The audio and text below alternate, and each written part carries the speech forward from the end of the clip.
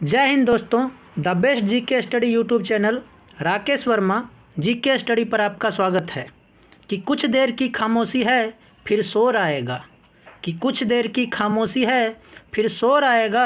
तुम्हारा तो सिर्फ वक्त आया है, हमारा दौर आएगा, हमारा दौर आएगा। तो चलिए दोस्तों शुरू करते हैं इतिहास के लगातार पूछे जाने वाले महत्वपूर्ण 500 क्वेश्चंस के बारे में। ये वैसे प्रश्न हैं जो बार बार रिपीट करके सभी एग्ज़ामों में पूछे जाते हैं, चाहे वो एसएससी का एग्ज़ाम हो, चाहे वो रेलवे का एग्ज़ाम हो, चाहे वो यूपी पीसीएस का हो, एमपी पीसीएस हो, बीपीएससी हो, यूपी पुलिस हो, या फिर कोई भी स्टेट एग्ज़ाम हो। ये बार बार रिपीट करके पूछे जाने वाले क्वेश्चंस हैं। इनके साथ साथ मैंने एडिशनल जानकारी भी दी है कि उनसे संबंधित कितने प्रश्न बन सकते हैं। यदि आप हमारे चैनल पर नए हैं तो हमारे चैनल को सब्सक्राइब करके हमारा मनोबल ज़रूर बढ़ाएं, और यदि आपको वीडियो पसंद आता है तो वीडियो को लाइक ज़रूर करें। तो चलिए बिना वक्त बर्बाद किए शुरू करते हैं। तो बात करते हैं दोस्तों फर्स्ट क्वेश्चन के बारे में। तो फर्स्ट क्वेश्चन कहता है RH-37 कब्रिस्तान सिंधु सभ्यता के किस स्थान से मिली है? तो सिंधु सभ्यता के हड़प्पा से मिली है RH-37 कब्रिस्तान। अब बात करते हैं हड़प्पा सभ्यता के बारे में। तो हड़प्पा सभ्यता यह रावी नदी के किनारे स्थित है। कहाँ स्थित है? रावी नदी के किनारे स्थित है। इसकी खुदाई दयाराम सहरी ने 1921 ईस्वी में की थी। क्वेश्चन पूछा जा चुका है दोस्तों कि हड़प्पा सभ्यता की खुदाई किसने की है? तो वो दयाराम सहनी ने की है। ये आपको ध्यान रखना है। और कब की है? तो 1921 ईस्वी में की है।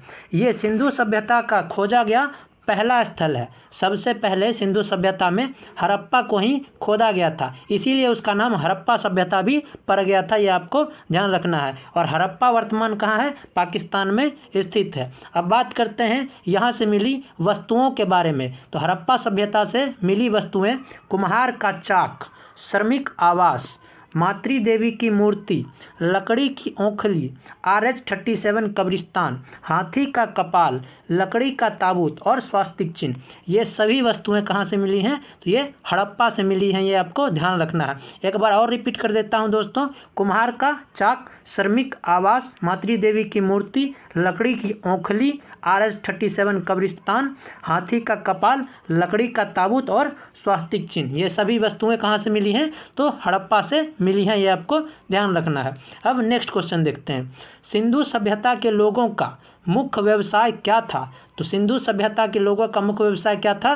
तो वो कृषि था। ये एसएससी एमटीएस में पूछा गया क्वेश्चन है, आगे भी पूछ सकता है, इसलिए आपको ध्यान रखना होगा कि सिंधु सभ्यता के लोगों का मुख्य व्यवसाय क्या था? तो वो कृषि था। ठीक है। अब नेक्स्ट देखते हैं सिंधु सभ्यता के बारे में। सिंधु सभ्यता का नामकरण किसने किया था? तो वो जॉन मार्शल ने किया था। किसने किया था? जॉन मार्शल ने। और सिंधु सभ्यता की पहली खुदाई किसने की थी? वो दयाराम सहरी ने हड़प्पा की पहली खुदाई की थी, जो कि सिंधु सभ्यता का खोदा गया प्रथम स्थल है। और सिंधु सभ्यता की पहली खुदाई किसने की थी? तो वो भी दयाराम सहनी ने ही की थी। ये विश्व की पहली नगरीय सभ्यता है। क्वेश्चन पूछ सकता है दोस्तों, विश्व की पहली नगरीय सभ्यता कौन सी है? तो वो है सिंधु सभ्यता। ये आपको ध्यान रखना है। अब बात करते हैं कि सिंधु सभ्यता का सबसे उत्तरी, दक्षिणी, पूर्वी, पश्चिमी जगह कौन सा है? तो सिंधु सभ्यता का सबसे उत्तरी जगह कौन सा है? तो सबसे उत्तरी जगह है मांडा, जो कि चिनाब नदी के किनारे स्थित है जम्मू कश्मीर में। और सबसे दक्षिणी जगह कौन है? तो वो है दैमाबाद, जो कि परवरा नदी के किनारे स्थित है। अब सबसे पूर्वी जगह कौन है? तो सबसे पूर्वी जगह है आलमगीरपुर। कौन सा है दोस्तों? वो है आलमगीरपुर, जो कि हिंडन नदी के किनारे स्थित है। और सबसे पश्चिमी जगह कौन सा है? तो वो है सुतका गंडोर, जो कि दासक नदी के किनारे स्थित है। ये सभी बातों का आपको ध्यान रखना है दोस्तों। यहाँ से क्वेश्चन पूछ सकता है, जब पूछा गया है तो यहाँ से भी क्वेश्चन पूछ सकता है, इसलिए मैंने आपको ये बता दिया है। अब नेक्स्ट क्वेश्चन देखते हैं।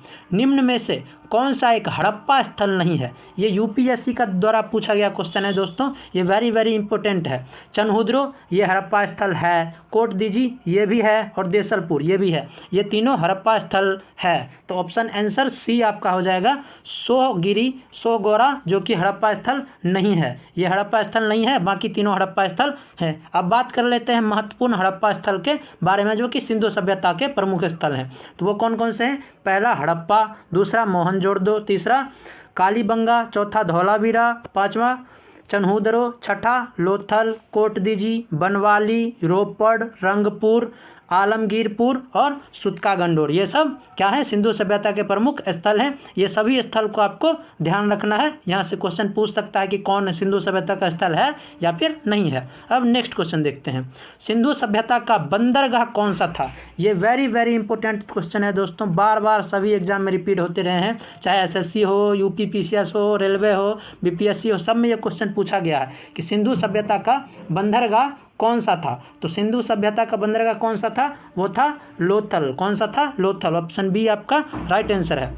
नेक्स्ट, हड़प्पा के मिट्टी के बर्तनों पर सामान्यतः किस रंग का उपयोग किया जाता था। ये भी वेरी वेरी इंपॉर्टेंट क्वेश्चन है दोस्तों कि हड़प्पा के मिट्टी के बर्तनों पर किस रंग का उपयोग था, तो वो लाल रंग का था। कौन सा रंग था, वो लाल रंग का था। ऑप्शन ए आपका राइट आंसर है। अब बात कर लेते हैं दोस्तों सिंधु सभ्यता में मिले वस्तु और उनके स्थान के बारे में। तो सिंधु सभ्यता में अलंकृत ईंट कहाँ से मिली है, चनहूदरों से मिली है। कहाँ से मिली है, चनहूदरों से। अलंकृत ईंट मतलब उस पर कोई डिजाइन बना गया हो, वैसा ईंट कहाँ से मिला है, तो वो चनहूदरों से मिला है। पुरोहित आवास यानी कि जो पंडित जी रहते हैं, पंडित उंडित रहते हैं, उसको पुरोहित आवास बोलते हैं, वो मोहनजोदड़ो से मिला है। धान की भूसी रंगपुर से मिला है। सबसे चौड़ी सड़क कहाँ मिली है, वो भी मोहनजोदारो से मिला है। और गुड़िया जो कि बच्चे खेलते हैं, वो गुड़िया कहाँ से मिला है, वो चनहूदरों से मिला है। ये सारी बातों का आपको ध्यान रखना है। ये कुछ इंपॉर्टेंट वस्तुएं हैं और वो कहाँ मिले हैं ये बताए गए हैं। ठीक है दोस्तों, अब देखते हैं नेक्स्ट क्वेश्चन, सिंधु सभ्यता के घर किसके बनाए जाते थे। तो सिंधु सभ्यता के घर ईंट के बनाए जाते थे, क्योंकि यह दोस्तों पहली नगरीय सभ्यता थी और नगर में ईंट के घर बनते हैं, ये आपको ध्यान रखना है। ये पहली क्या थी, नगरीय सभ्यता थी और नगर में ईंट के घर बनते हैं। इससे आपको ये याद हो जाएगा आसानी से। अब नेक्स्ट क्वेश्चन देखते हैं दोस्तों, मोहनजोदारो कहाँ स्थित है। तो मोहनजोदारो सिंध प्रांत कहाँ स्थित है, पाकिस्तान में। मोहनजोदारो कहाँ स्थित है, पाकिस्तान के सिंध राज्य में स्थित है। ठीक है, अब देख लेते हैं सिंधु सभ्यता के कुछ महत्वपूर्ण स्थान जो कि किस देश या कौन से राज्य में स्थित है। तो हड़प्पा पाकिस्तान में स्थित है, मोहनजोदड़ो ये भी पाकिस्तान में स्थित है, कालीबंगा हमारे देश के राजस्थान में स्थित है, धौलावीरा गुजरात में स्थित है, चनहूदरो पाकिस्तान में स्थित है, लोथल गुजरात में स्थित है, कोट दीजी पाकिस्तान में स्थित है, बनवाली हरियाणा में स्थित है, रोपड़ पंजाब में स्थित है, रंगपुर गुजरात में स्थित है, आलमगीरपुर उत्तर प्रदेश में स्थित है और सूतका गंडोर जो कि पाकिस्तान में स्थित है। ये आपको ध्यान रखना है। ये सभी को आपको ध्यान रखना है, यहाँ से हो सकता है कि आगे क्वेश्चन पूछ ले। अब नेक्स्ट, मोहनजोदारो का स्थानीय नाम क्या है। तो वो क्या है, मृतकों का टीला। क्वेश्चन पूछेगा कि मृतकों का टीला किसका नाम है, तो वो मोहनजोदारो का नाम है। ये भी आपको ध्यान रखना है क्योंकि वहाँ मृतकों का टीला मिला है। ठीक है दोस्तों, अब नेक्स्ट, सिंधु सभ्यता में वृहत स्नानागार कहाँ से कहाँ पाया गया है। तो वृहत स्नानागार कहाँ पाया गया है, वो भी मोहनजोदारो में पाया गया है। अब दोस्तों मोहनजोदारो से मिली महत्वपूर्ण वस्तुओं के बारे में देख लेते हैं, क्योंकि अगर विशाल स्नानागार पूछ चुका है तो और भी कुछ पूछ सकता है। तो पुरोहित आवास, क्या पुरोहित आवास, घर में कुआं, विशाल स्नानागार, अन्नागार, सूती वस्त्र, सभागार, सबसे चौड़ी सड़क, पशुपति शिव, कांसे की नर्तकी और तांबे का ढेर, ये सभी वस्तुएं कहाँ से मिली हैं, तो वो मोहनजोदारो से मिली हैं। ये आपको ध्यान रखना है। अब नेक्स्ट, लोथल किस नदी के किनारे स्थित है।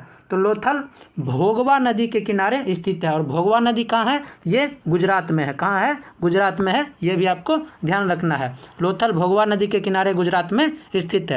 नेक्स्ट क्वेश्चन, हड़प्पा सभ्यता की खोज किसने की थी। तो हड़प्पा सभ्यता की खोज किसने की थी, वो दयाराम सैनी ने की थी। ऑप्शन ए आपका राइट आंसर है। अब देख लेते हैं नेक्स्ट क्वेश्चन। तो नेक्स्ट क्वेश्चन कहता है, वह शासक जिसने एक सच्चे जैन मुनि की तरह उपवास के द्वारा शरीर त्याग दिया था, वह कौन था। तो वह था चंद्रगुप्त मौर्य। ऑप्शन सी आपका राइट आंसर है। ये आपको ध्यान रखना है। अब नेक्स्ट क्वेश्चन देख लेते हैं, तराइन का प्रथम युद्ध किसके मध्य लड़ा गया। पहले तो तराइन का प्रथम युद्ध कब लड़ा गया, वो 1191 ईस्वी में लड़ा गया। अब पूछ रहा है किसके बीच लड़ा गया, तो वो मोहम्मद गौरी और पृथ्वीराज तृतीय के बीच तराइन का प्रथम युद्ध लड़ा गया। ये वेरी वेरी इंपॉर्टेंट है, इसको आपको ध्यान रखना है। अब नेक्स्ट क्वेश्चन देख लेते हैं, बंगाल को मुगल साम्राज्य से पृथक कर किसने स्वतंत्र किया, यानी कि बंगाल को मुगल साम्राज्य से अलग करके किसने स्वतंत्र किया, तो वो किसने किया, मुर्शिद कुली खान। ऑप्शन ए आपका राइट आंसर है। ठीक है, इसको आपको ध्यान भी रखना है क्योंकि ये एसएससी द्वारा कई बार पूछा जाने वाला क्वेश्चन है। अब नेक्स्ट देख लेते हैं, विधवा पुनर्विवाह। वेरी वेरी इंपॉर्टेंट है दोस्तों, विधवा पुनर्विवाह। ये कई सारे एग्जाम में पूछ चुका है, चाहे एसएससी हो, चाहे रेलवे हो, चाहे BPSC, UP PCS, MP PCS, लगभग तक सभी एग्जामों में पूछा जाने वाला ये क्वेश्चन है कि विधवा पुनर्विवाह कानून कब बना था। तो विधवा पुनर्विवाह कानून 1856 ईस्वी में बना था, जिसके द्वारा विधवा पुनर्विवाह कर सकती है। अब नेक्स्ट क्वेश्चन, अंग्रेजों ने फूट डालो शासन करो की नीति कब अपनाई थी। तो अंग्रेजों ने फूट डालो शासन करो की नीति 1858 ईस्वी के बाद अपनाई थी। वो दो राज्यों के बीच, दो देशों के बीच लड़ाई करा के उसको अलग कर देते थे और फिर उस पर वो खुद राज करने लगते थे। इसी को फूट डालो शासन करो की नीति कहा उन्होंने, और 1858 में के बाद यह नीति उन्होंने अपना ली थी। अब बात करते हैं नेक्स्ट क्वेश्चन की। तो इंग्लैंड में गृह युद्ध कितने वर्षों तक चला था। तो इंग्लैंड में गृह युद्ध कुल 7 वर्षों तक चला था। कितने वर्षों तक चला था, 7 वर्ष तक चला था। नेक्स्ट क्वेश्चन, आर्य भारत में कहाँ आए थे। तो आर्य भारत में केंद्रीय एशिया से आए थे। कहाँ से आए थे, केंद्रीय एशिया से वो भारत आए थे। कहाँ से, केंद्रीय एशिया से आर्य भारत आए थे। ये पूछ सकता है क्वेश्चन। ठीक है, अब नेक्स्ट क्वेश्चन देख लेते हैं। नेक्स्ट क्वेश्चन क्या कहता है, किस अवधि में रामायण और महाभारत की रचना हुई थी। तो वो आर्य अवधि में रामायण और महाभारत की रचना हुई थी, ये आपको ध्यान रखना है। अब नेक्स्ट क्वेश्चन देख लेते हैं, गुप्त समाज की स्थापना किसने की थी। तो गुप्त समाज की स्थापना चंद्रगुप्त ने की थी। किसने की थी, चंद्रगुप्त ने की थी। ऑप्शन बी आपका राइट आंसर है। अब नेक्स्ट क्वेश्चन देख लेते हैं, पानीपत की दूसरी लड़ाई किनके बीच लड़ी गई थी। तो पानीपत की दूसरी लड़ाई पहले तो कब लड़ी गई थी, तो वो 1556 ईस्वी में पानीपत की दूसरी लड़ाई लड़ी गई थी, जो कि बैरम खान और हेमू के बीच में लड़ी गई थी। किसके बीच में, बैरम खान और हेमू के बीच में लड़ी गई थी। और बैरम खान अकबर का सेनापति था। बैरम खान कौन था, अकबर का सेनापति था। को ऑप्शन में यह भी रह सकता है कि अकबर और हेमू के बीच में लड़ी गई थी, तो वो भी ऑप्शन राइट हो जाएगा। अब नेक्स्ट क्वेश्चन देखते हैं, मोहम्मद गौरी कहाँ का शासक था। तो मोहम्मद गौरी अफगानिस्तान का शासक था। कहाँ का शासक था, अफगानिस्तान का शासक था। ऑप्शन ए आपका राइट आंसर हो जाएगा। नेक्स्ट क्वेश्चन देखते हैं, मस्तानी किस शासक की प्रेयसी थी, यानी कि किस शासक की पत्नी थी। तो मस्तानी किसकी पत्नी थी, वो थी बाजीराव पेशवा। किसकी, बाजीराव पेशवा। ऑप्शन ए आपका राइट आंसर हो जाएगा। नेक्स्ट क्वेश्चन, बिहार प्रदेश को किस मुस्लिम शासक ने सर्वप्रथम जीता था। तो बिहार प्रदेश को खिलजी ने सर्वप्रथम जीता था, ये आपको ध्यान रखना है। नेक्स्ट क्वेश्चन, मुगल काल में सर्वप्रथम किस शहर में अंग्रेजों ने अपने कारखाने स्थापित किए थे। तो वो कहाँ किए थे, सूरत में स्थापित किए थे, ये आपको ध्यान रखना है। नेक्स्ट क्वेश्चन देख लेते हैं, पहली सहायक संधि कौन सी थी। तो पहली सहायक संधि कौन सी थी, वो थी निजाम, पहली सहायक संधि थी। नेक्स्ट क्वेश्चन, कर्नाटक संगीत का पितामह किसे कहा जाता है। तो कर्नाटक संगीत का पितामह किसे कहा जाता है, वो पुरंदर दास को कहा जाता है, ये आपको ध्यान रखना है। अब नेक्स्ट क्वेश्चन, किनके शासन काल में सर्वप्रथम चीनी यात्री भारत आया था। तो वो चंद्रगुप्त द्वितीय के शासन काल में प्रथम चीनी यात्री भारत आया था, ये आपको ध्यान रखना है। अब नेक्स्ट क्वेश्चन, निम्नलिखित मुगल शासकों में से किसे प्रिंस ऑफ बिल्डर्स के नाम से पुकारा जाता है। तो प्रिंस ऑफ बिल्डर्स के नाम से शाहजहां को पुकारा जाता है, ये आपको ध्यान रखना है। नेक्स्ट क्वेश्चन, सिख समुदाय के अंतिम गुरु कौन थे। तो सिख समुदाय के अंतिम गुरु गुरु गोविंद सिंह थी। ऑप्शन सी आपका राइट आंसर हो जाएगा, जिनका जन्म कहाँ हुआ है, पटना बिहार में हुआ है।